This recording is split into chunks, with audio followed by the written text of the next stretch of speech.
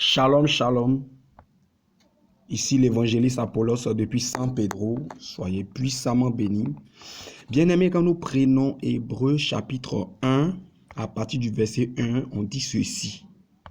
Après avoir autrefois à plusieurs reprises et de plusieurs manières parlé à nos pères par les prophètes, Dieu dans ces derniers temps nous a parlé par le Fils qu'il a établi héritier de toutes choses, par lequel il a aussi créé le monde.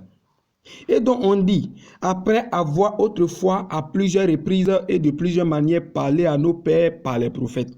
Donc c'est avant, Dieu passait par les prophètes pour parler.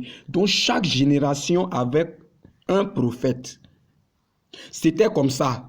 Maintenant, dans la fin des temps où nous sommes là, celui que Dieu utilise pour nous parler, c'est le Fils mort à la croix, c'est-à-dire Jésus-Christ de Nazareth.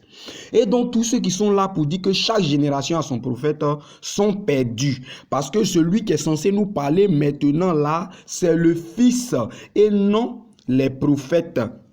On n'est plus dans l'affaire d'ancien temps.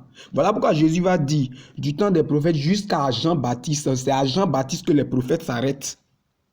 Tout ce qui vient maintenant, c'est le Christ qui nous dirige, le Saint-Esprit qui nous conduit, qui nous enseigne, qui nous montre toutes choses. Donc vous, qui êtes en train de suivre des soi-disant prophètes qui se disent que c'est eux les prophètes de cette génération, vous êtes perdus.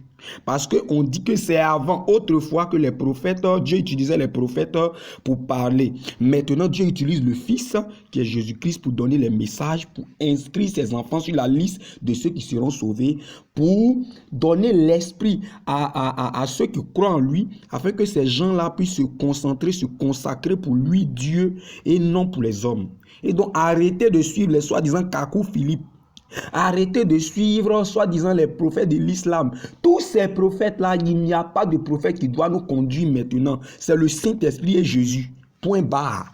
La Bible est claire dans Hébreux chapitre 1, verset 1 à 2. Bien-aimés, allez-y lire et cherchez le discernement, que le Saint-Esprit vous instruise, que le Saint-Esprit vous parle, qu'il vous convainc. Attention, bien-aimés, les temps sont finis. Jésus-Christ revient prendre son église. Shalom, shalom. C'était l'évangéliste Apollos depuis San Pedro. Que le Seigneur vous bénisse.